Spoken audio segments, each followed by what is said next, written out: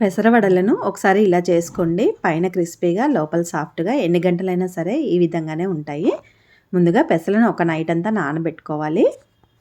తర్వాత వీటిలోంచి నీళ్ళన్నీ తీసేసి ఇలా గ్రైండర్‌లో వేసి మెత్తగా గట్టిగా రుబ్బుకోవాలి.